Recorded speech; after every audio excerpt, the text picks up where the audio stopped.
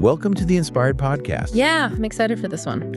I am too. I love a good deep dive Let's do it. into the alchemy of finance. So this is a big one, right? The alchemy of finance.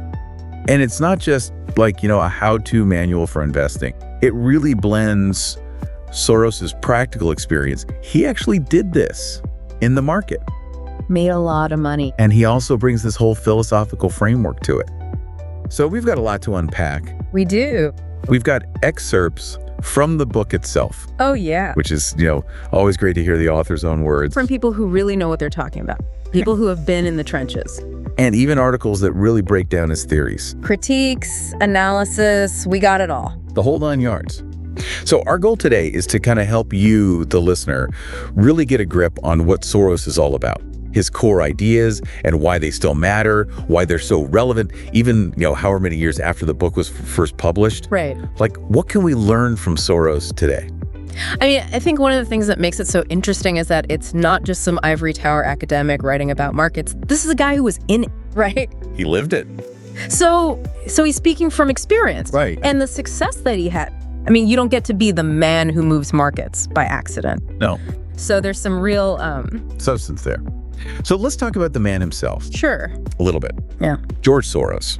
Now, everyone knows him as a super successful investor. He ran the quantum fund, but he's also known for his philanthropy. Oh, right. The Open Society Foundations, that's a huge part of his legacy as well. It really is. And I think that's something to keep in mind because it informs a lot of how he thinks about markets too. It's not just about maximizing profit. There's a real sense of values of wanting to create a more open and just world. Right. So those things, the investing, the philanthropy. All connected. Yeah. Part of a bigger picture. So The Alchemy of Finance, first published back in 1987. But it's not just like a one and done. No. He actually later on came back and updated it. He did. He added a whole new chapter, revised the preface and the introduction. And there's actually a foreword by Paul Volcker, the former Fed chair. That's a big name to get for a foreword. Huge. He obviously thought it was pretty important. Well, he actually uses, he calls it extraordinary. He says it's an inside look at the most successful money manager of our time. Mm-hmm. He even throws the word fantastic in there. I mean, Pretty high praise. coming from Paul Volcker, that's saying something. Yeah, it is. It really highlights the fact that this book is it's a combination of theory and practice. It's not just Soros sitting back and speculating. It's him really grappling with what he's learned, what worked, what didn't work. Right. And the principles that he's developed over his career. And the fact that he revisited it later, like you said, with the updates, Yeah. it shows that these ideas have legs. They're not just stuck in the 80s. They're still relevant today. They evolve. They do. Okay, so let's dive into the heart of it. The theory of reflexivity. Now, Soros is basically saying that traditional economics, the way we usually think about markets, it's not the whole picture. Right. He's challenging that idea Yeah. that markets just naturally tend towards this nice, stable equilibrium. The efficient market hypothesis. Yeah, everything's based on rational expectations, perfect information. So it's nope, that's not how it works. Not even close. So So he's saying there's this two-way interaction. He calls it reflexivity. It's like a feedback loop a loop. between what people think, like their perceptions, their biases, and the actual state of the market. So our thinking, what we believe is going to happen. Influences what actually does happen. Interesting. So it's our beliefs about the market are actually shaping the market itself. Yeah. It's not just this separate thing that we're observing. It's different from the natural sciences. Like if you're observing a chemical reaction, you being there, observing it, it doesn't change the reaction. In the markets, it's different. Our actions, our buying and selling, our hopes and fears, they will actually become part of the equation. Okay, so this reflexivity thing, this feedback loop, Yeah. is that what's behind those huge swings we see in the market? Those boom and bust cycles? Exactly. It can create these self-reinforcing trends. Like if enough people believe that, say, tech stocks are going to keep going up, Yeah, they all start buying. and then the prices actually do go up. They do, which then makes even more people believe it. Right, so it becomes this self-fulfilling prophecy. Exactly. Like belief fuels reality. Yeah. And that reality then fuels even more belief. And it can create these huge bubbles. Like the housing bubble back in 2008. Perfect example. Everyone thought housing prices would just keep going up forever, so they borrowed more and more money, Took on more risk, Yeah. and that pushed prices even higher, And which then fueled more belief. So reflexivity can be dangerous. It can be. Soros calls these kinds of situations fertile fallacies. Fertile fallacies. Yeah. What does that mean? An idea that seems profitable Right. for a while because it keeps reinforcing itself. Like that housing bubble. Right. But it's built on kind of a shaky foundation. A shaky foundation. And eventually, reality has to catch up. So when the bubble bursts, everyone gets hurt. Yeah. Okay, this is all starting to make sense. It's a lot to take in. Yeah, it is. It's pretty, like, mind-bending. I think there was a good analogy in one of the Goodreads reviews. Oh, yeah. They compared it to a warrior who believes that their dances before battle, Like their ritual. their rituals, make them a better fighter. Okay, so they believe it helps them. Right. Interesting. And because they believe it, they're more confident. Right. They go into battle with that belief. So they actually fight better. Exactly. Their belief actually becomes reality. It's like the placebo effect, almost. Kind of, yeah. Okay, that actually makes it a lot clearer. I thought so too. So if we bring it back to the markets, Right. it's like our collective belief that the market's going up can actually make it go up. For a while, yeah. But like you said, eventually reality kicks in. Yeah, it's not a magic spell. Right. You can't just will the market to do whatever you want. It's more complicated than that. It is. Now, here's something I've been wondering about. Soros himself, he's made billions. Right. He must be pretty good at predicting the market. You'd think so, right? But I read that he actually says he's been wrong more often than he's been right. He does. How is that even possible? It's interesting, isn't it? But here's the thing. He says that being right about the market isn't the same as being successful in the market. It's not about predicting the future perfectly. It's about understanding how other people are going to react. Their expectations. Exactly. It's like, you don't need to know exactly what's going to happen You just need to know what everyone else thinks is going to happen. and how they're going to behave because of that. Right. Okay. That's really interesting. It's a subtle but crucial distinction. So where does all this leave traditional economic theory? Right. Like the stuff they teach in Econ 101? Well, Soros has some pretty strong opinions about that. He basically says that a lot of traditional economics is based on a false analogy. They try to treat economics like physics. Looking for those universal laws, right? Right, like gravity. Equilibrium, intrinsic value. Exactly. But Soros says that doesn't work for a couple of reasons. One is economic theories, you can't really test them in a lab Right. the way you can with physics. There are just too many variables. It's all very messy and human. Yeah. And the other thing is, traditional economics ignores the thinking participant, meaning us, The people actually making the decision. the people with all our biases and emotions and irrationality. Perfectly rational beings, Like robots. maximizing our utility at all times. Yeah. But, we go to the grocery store hungry. Yeah. We buy things we don't need. All the time. Right. Exactly. So Soros is saying that traditional economics misses that whole human element. It's kind of missing the point. A bit, yeah. And he's particularly critical of these two big ideas in economics. The efficient market hypothesis. Which says all information is already reflected in prices. Right. So there's no point trying to beat the market. Right. And the theory of rational expectations. That's the one where everyone acts perfectly rationally all the time. Yeah. Right. Soros says both of these theories are just wrong. Okay. People don't have perfect information, No. and they don't always act rationally. No, we definitely did. That's a big part of what makes markets so unpredictable. Right. So Soros is basically saying that the human factor is what makes markets so interesting. Exactly. It's what makes them so dynamic, so complex, so prone to these booms and busts. And so hard to predict. Exactly. Okay, so we've talked about the theory. But Soros didn't just come up with this stuff in a vacuum. He actually tested it out Yeah, in the real world. with real money. He called it his real-time experiment. So what did he do? Well, he took his quantum fund, The one that made all those crazy returns? that one, and he basically used it to test his theory.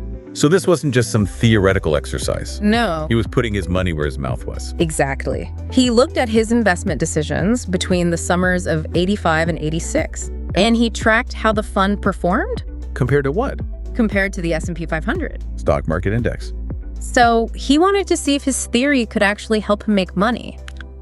So did it work?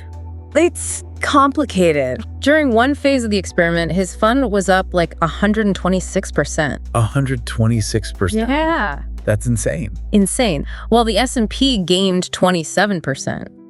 But then in the next phase, his fund actually lost money, like 2%, while the S&P went up. So it wasn't a perfect system. No system is. So what did he learn from all this? Well, he realized that even with his theory, he couldn't predict the future perfectly. There were just too many variables. The market's too complex. But he did make a really important observation. He said that success in the market wasn't about predicting the future. Not exactly, no. It was about understanding what other people would expect to happen. Right. And then how they would act based on those expectations. It's about understanding market psychology. It's like, you don't need to know what's going to happen. You just need to know what everyone else thinks is going to happen. So that's where the real money is made. That's where the edge is. That's pretty profound. It is. So it sounds like The Alchemy of Finance is this, like, really important book. It is. But I've also heard it's not the easiest read.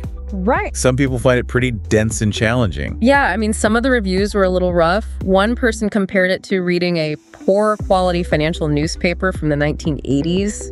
Ouch.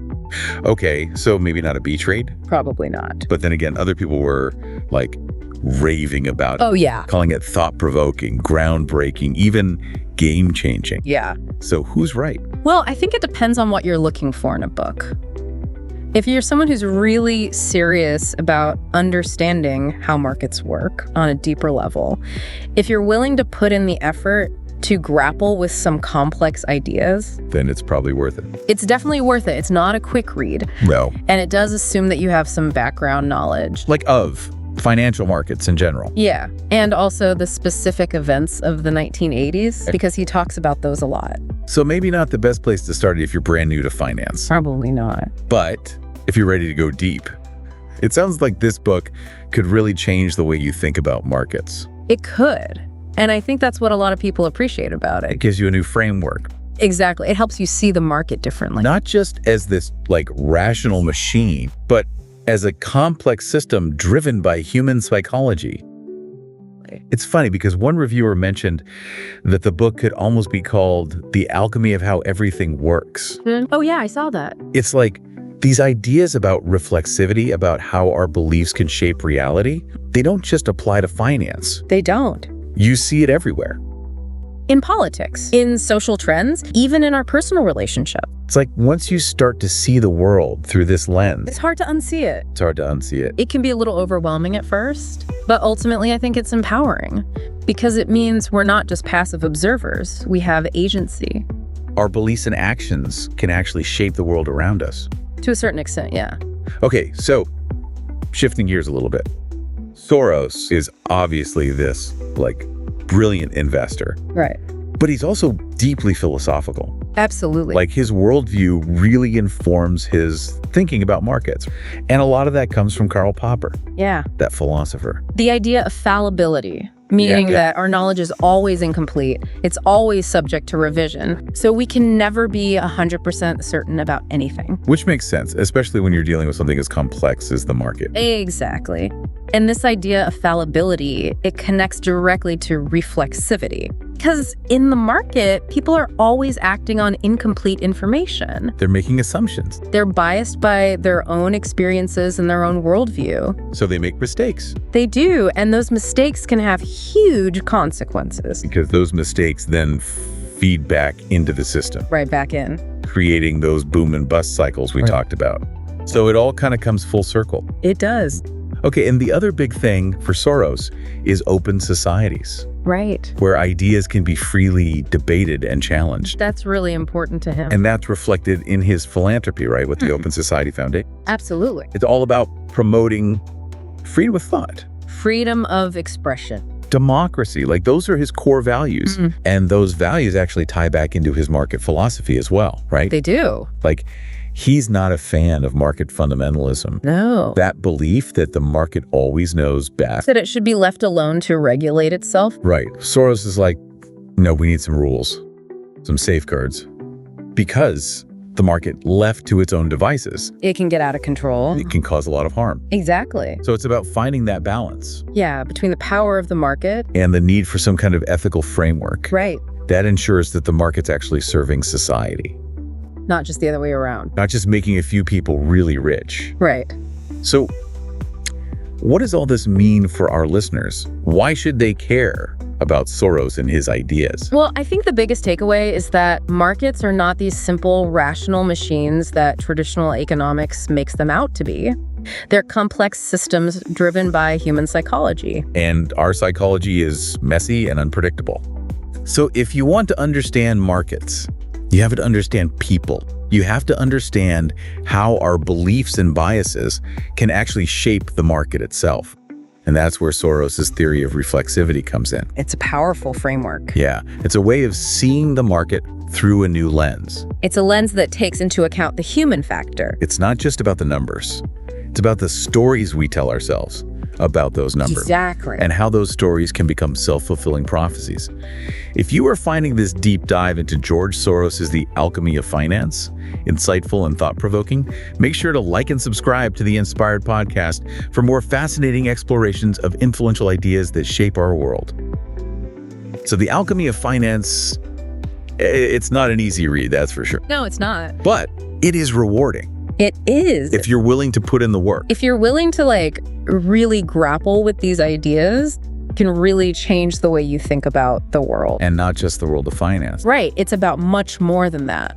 Like that reviewer said, it's almost like the alchemy of how everything works. Because these ideas, they apply to everything. Our relationships, our careers, our politics, Our health, everything. it's all connected. It's all interconnected. It's all about feedback loops and self-fulfilling prophecies. So it's a lot to think about.